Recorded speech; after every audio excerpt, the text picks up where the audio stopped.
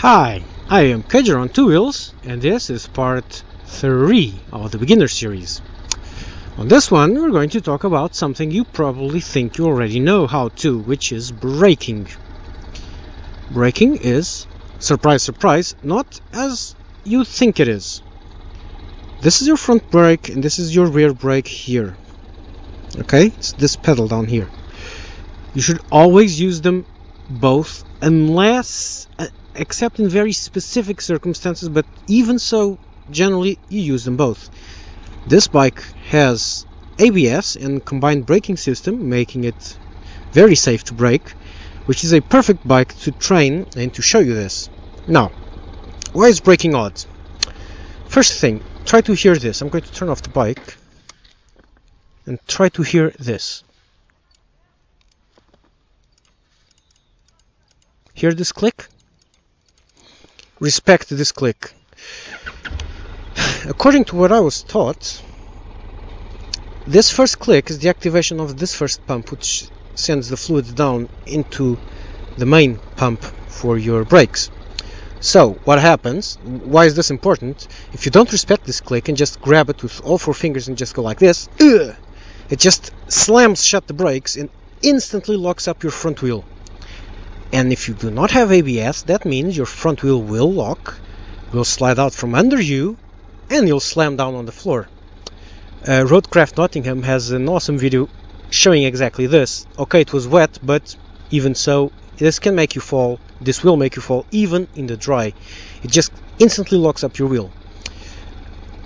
Above that, even further than that, there is a difference. The wheel is round, so it's like this. Only this section is on the ground, usually, when you're riding. When you brake, the weight shifts forward, and so the tire is squished, and you see now that the surface is double or triple what it was. So what you should do, you start braking gently, and then you progressively increase your force until your tire is completely squished flat, and then you can use full force and it will stop and not lock up. It's marvelous. Any bike brakes way better than a normal car. Maybe not a super sport car, and even so, maybe yes. It's just insane. And if you don't think it is like that, try it out. Just be careful, because this can make you fall and this can make you actually get hurt and break your bike and all that kind of stuff. If you have ABS, it's a bit easier, as I'll demonstrate, but even so, be careful. If you lock up your front wheel, immediately release the brake and don't move anything. Also, when you're braking, you should tighten up your knees so you don't make any kind of force on the handlebars. So, because if you're making force on the handlebars, any kind of little vibration will make you do a steering input, which can make you suddenly veer right or left, or lean the bike over, and then it'll drop. So you squeeze the tank with your legs, you try to keep your weight back so you don't push on the handlebars, and just relax the handlebars so the bike can move around a bit and do this. See, it will by itself. If part of the tire starts sliding, it will auto-compensate for itself. So the bike always needs to move around, because it knows how to ride and will keep itself somewhat balanced. So first exercise of the day, I'm going to accelerate a bit and I'm just going to jam on the brakes. Let's hope I don't fall, because I have not done this on this bike before. So here I am, I'm just going to jam on the brakes. You'll probably hear the ABS just going insane. Clutch and... Saw that? That was the ABS. Heard that little squeak first. Let's do it again. Jam. Heard that squeak? That was my tire locking up. Look.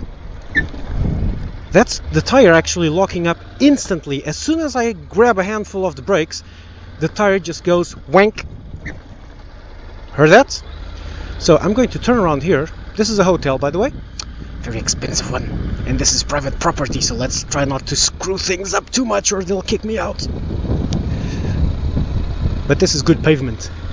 So now I'm going to do the same thing. Okay, one last time. 30 kph and slam on the brakes. 30.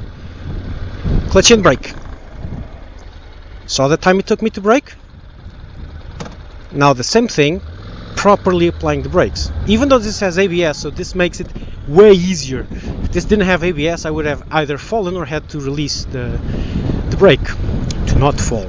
So let's do again, 30 kph. You have to do this on a straight line, obviously. So let's go on to a straight line. Saw the difference? Oh, don't brake with 4 fingers, brake with 2. With 4 fingers, you're just going to yank it way too hard. With 2 fingers, since you have less strength on 2 fingers, you will, by instinct, apply brakes more progressively. And this was only front brake. I'm not using the rear brake yet, although the bike separates and gives a bit of throttle to a bit of brake to the rear. So let's. That was too much. Saw that? Let's go. Now let's do it properly. And see, it just slams to halt. 30 again. It's awesome. Now I'm going to do this a bit faster, so I have to turn around here. Let's try 60. I'm not going to lock out the brakes anymore, for show. I'm going to brake front brake only, and properly at 60. 60 kph. That's not miles. That's like 35 miles an hour. Here I am. A little kid crosses the road, and let's go. See, I locked up slightly, and I think that was because I did a slight steering input. But even if it was on the non-ABS bike, not much would have happened. Now, second exercise, same thing but with front and rear brakes. You just apply the rear brakes slightly just to keep it balanced. No, they're not actually to stop, they're just to slow down. So I can't do it here, and this is downhill. So I'm going to do this on the other way around. I think they have security cameras, and I'll get security on my ass soon enough.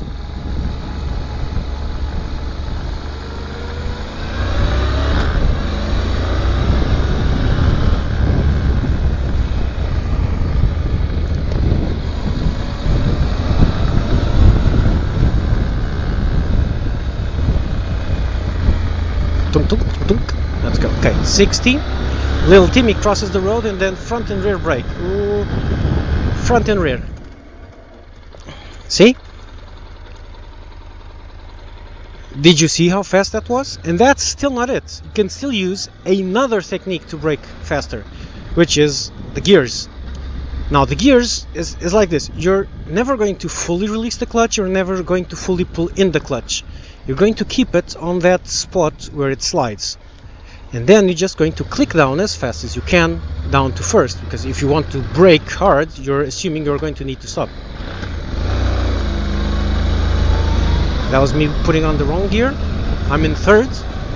I'm just going to brake onto first. Click, click, click. That's just 2 clicks, which is not good. This bike makes it really hard because the gears are very short, since you don't have many revs. But the theory is that on this bike I usually don't really bother much with the brakes, because I have the combined ABS system, so I can just slam it on. But I should. I don't, but I should. Let's go into fourth. Up to 60. Let's say 70. This is downhill, so the front wheel is already loaded up because I'm going down, meaning I have to do a bit more of rear brake or engine braking. Engine braking prevents the rear wheel from locking up much, or it locks and then it unlocks. So let's go. See how insanely fast this brakes? And I'm not doing it right. I can do it much stronger yet. I remember doing this on the school one. Either that or I'm used to this. But on the school bike, just I think I felt my eyeballs trying to jump out of their sockets. It was just insane.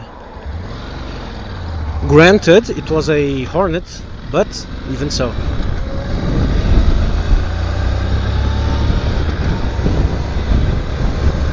I'm going to follow this one and just slam on the brakes behind this little van.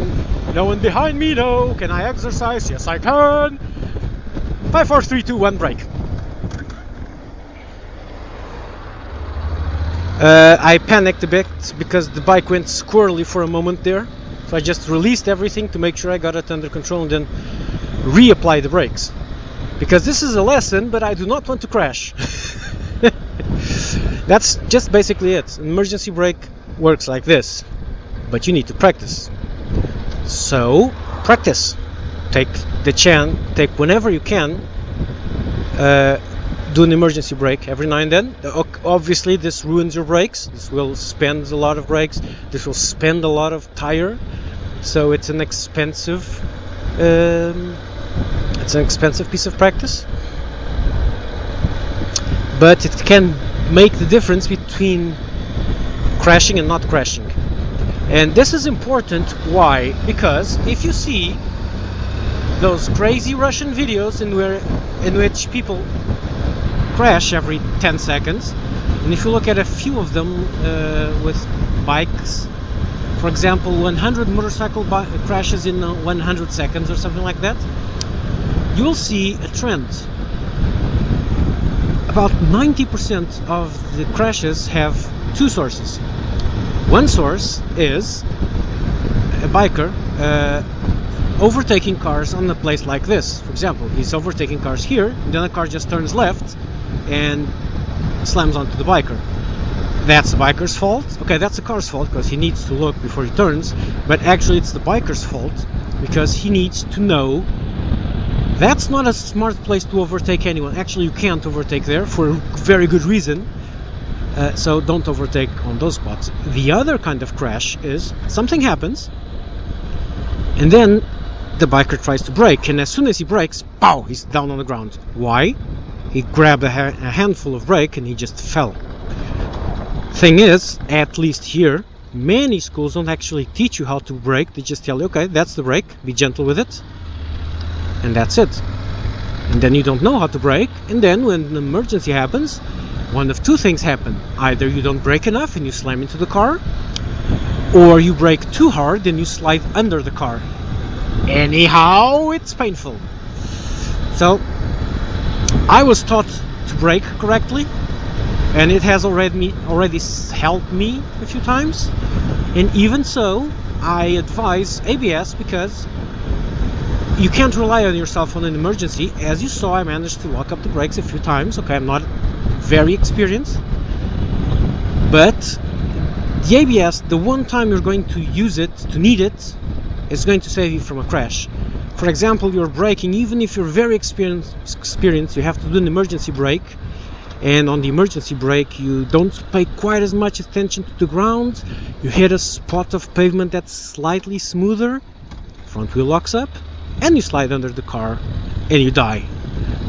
So ABS, is it for sissies? No, it's for bikers who want to live. Is it essential? No, it's not essential, but it's a good to have thing. So yeah, the combined braking, I like it, but there are some times you just want to use one of the brakes and you really can't. So sometimes the combined braking system is not very good, but in general it is also good because you can just, if you just hit the front brake, there is some pressure going to the rear brake and it helps a bit.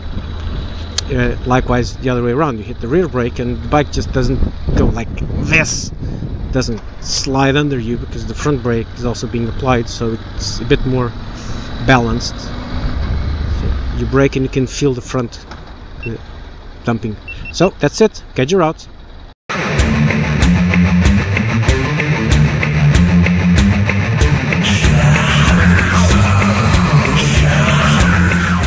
And this is my local biker alley. This particular stretch of road is a pilgrimage spot every Sunday morning for hundreds of riders.